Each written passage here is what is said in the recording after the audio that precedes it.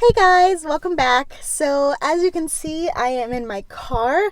I figured I would take you guys along with me because I have the urge to go book shopping today.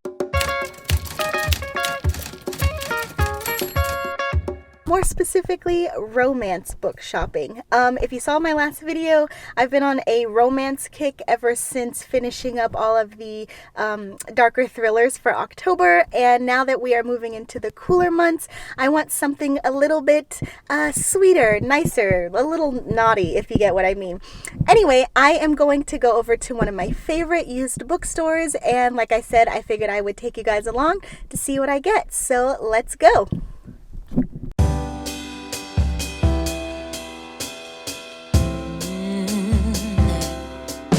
Oh, I'm slipping away, so don't let me go, nah, nah, nah, nah. I'm all up in that love haze, so where do we go now? Okay, so we're here at Book Nook, which is one of my favorite used bookstores here in Atlanta. There's a whole bunch actually, but I picked this one today because I know they have a huge romance selection, and like I said in my last video, I've just been in the mood for romance, so I plan on browsing the aisles and just essentially going crazy. And luckily their books are pretty cheap, so I know I'm gonna get a good deal on a bunch of stuff. So let's see what I can find. It's out of control, out of control. I'm in love. I'm in love. Yeah. I'm slipping away. Yeah. So, fun fact, Rachel Gibson was actually the first romance author I ever read. Oh man, it's been like 20 years, I feel like. I found her at a garage sale, and I don't remember the name of the book. It wasn't this one, but just seeing her name brings back so many memories. Another reason why I like this particular bookstore is because they have a huge selection of Harlequin imprints, and for those of you who don't know, Harlequin, obviously, I'm sure you recognize the name, but they're the ones with the very cliche covers. And you know what, to be honest, I love me some Harlequin. There's a whole bunch of different imprints and series, so if you don't like one trope or one sub imprint, you can move on to the other. Really, all of those good, yummy tropes that are like just pieces of candy that are so good and yet so bad for you, they've got it all. And another reason why I like them is because a lot of famous, or now famous, romance authors actually got their start doing Harlequin romances. So for example, Jill Shalvis, Heather Graham, I'm drawing a blank, but there's a whole bunch of others. So I like to go back and see their earlier work. If I happen to stumble across any of their books in Harlequin version, I like to see how their style has changed. So let me show you guys just some of the imprints that they have so you know the variety that we're dealing with here. We've got your Blaze, which are kind of their steamier romances. They feature a little bit more overt sex. Then you've got your Harlequin Presents, which are kind of their more classic Harlequin. So we also have Harlequin Intrigue, which to be honest is my favorite because it is romantic suspense. Ooh, okay, so Harlequin Desire is a lot of wish fulfillment, so you'll see a lot of like billionaire, millionaire bachelors, 50 Shades of Grey before the 50 Shades of Grey. Not in terms of the sex, obviously, because these are still a little bit more watered down than 50 Shades. And I can't forget the Kamani romances. These are Harlequins that feature African American characters. It's been a while since I read one of these. Obviously, this one itself looks old, but it's cool that they have an imprint that is written by own voices. I know that's a big thing now, and Harlequin was doing it way back. Let's see, this has to be from like the 90s or the early 2000s. Hold on. Oops. Well, 2014, but I guarantee they've been doing this for a while, so I appreciate that.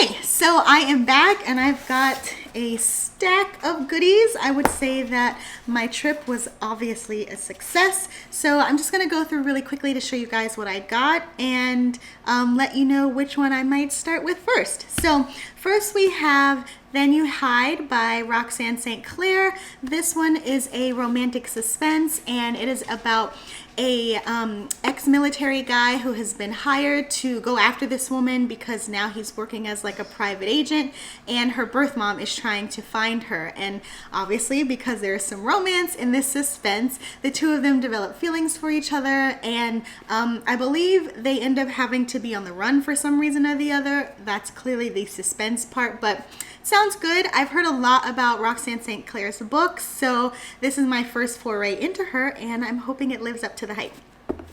Next, we have Carly Phillips, Body Heat. She has been on my top 10 romance authors list for a long time. She was actually one of the first authors that I read when I started reading romance, and this one, you guys can probably tell by the cover, it's a few years, well, it's more than a few years old, but that hasn't stopped me from picking it up. This one is about a woman who is a personal therapist and her client, who is this guy coming in for physical therapy begrudgingly. The two of them end up having chemistry, body heat, and things happen. So next we have Passionate Thirst by Cameron Dean. This one is a paranormal romance that deals with, I believe, vampires. A woman who has to team up with a vampire who she knows to, let's see, stop something. She's working undercover at a Las Vegas casino, and she has to team up with her ex, who is a vampire, to help save a, I guess, a nightlife singer in Vegas. It says Diva's Entourage, so I don't know what it's about, but when I read it, I'll report back to you guys. Next we have, oh, let me take the receipt out. Next we have a Harlequin Blaze. So I kind of quickly went through all of the different Harlequin imprints when we were back at the bookstore, and if you remember, Blaze is one of their steamier imprints, and so it's been so long since I read a Harlequin, I just had to pick it up just out of nostalgia, and I figured at the very least I would get a kick out of it. This one is Command Performance by Sarah Jane Stone, and what we have is a an army guy who teams up with a woman looking for some excitement in her life, and simultaneously she's writing a book, and so she needs to interview him to kind of make, I suppose, the army aspect more realistic. So the two of them clearly end up having a fling, and it's supposed to be sexy times. Next we have, I actually have two, but we have Accidentally on Purpose by Jill Shalvis and Nobody But You by Jill Shalvis. She is one of my favorite, if not my most favorite, romance authors because she does romantic comedies so well. And let's see, this one is a Cedar Ridge novel, Nobody But You, and it is about another army guy, but he returns back home, and let's see, he returns back home, and then when he's home, because it's a small town, he sees that there is a new woman in town, and her name is Sophie, and she's trying to escape her past, so she's come to this same small town, and the two of them kind of have sparks igniting, but because they're each carrying their own respective baggage, it's kind of this will they, won't they, I've got to resolve my personal issues before I can even think about getting with somebody else.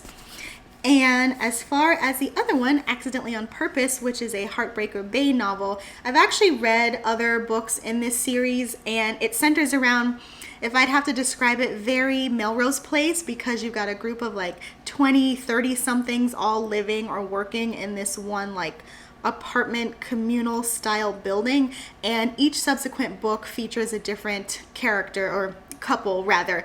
And this particular one, we've got Elle, who is very take no charge boss babe, and then we have Archer, the guy who works as a security expert, and he's also a hard ass. So you've got these two people with this very rugged steely facade who clearly break down each other's barriers and end up getting together. But Jill Shalvis, like I said, she does comedy so well that you can guarantee that there's going to be a lot of quips and funny one-liners. So I am definitely looking forward to this one. And then, last but not least, Pride and Prejudice. Obviously, we know it's by Jane Austen. Obviously, we know what it is about. It's technically a romance. And if you guys saw my video about, I think it was either 5 or 10 authors whose books I've shamefully never read, your girl has never read a Jane Austen. And so I figured it was high time for me to crack in. I don't know when it'll be. I don't think it might be this year, but when I finally get around to reading this, I might actually vlog it because I want to chronicle my experience, finally seeing what all the hype is about. Even though I have seen multiple movie renditions, everybody knows that it just doesn't pale in comparison to the book. So that is about it. I hope you guys enjoyed following along as I went book shopping for romance books. Like I said, that particular bookstore, which is called Nook, is one of my favorite used bookstores in the city, and so it was a perfect place for me to visit this trip because they have such a huge romance selection. I think next time I go back, I might do a different one where I pick up only thrillers or only mysteries. You guys let me know in the comments if that's something that you would be interested in seeing. Regardless of if you're interested, I'm probably going to do it anyway, just because I love going back there and I really don't need a reason. So I hope you guys enjoyed following along, and until next time, bye!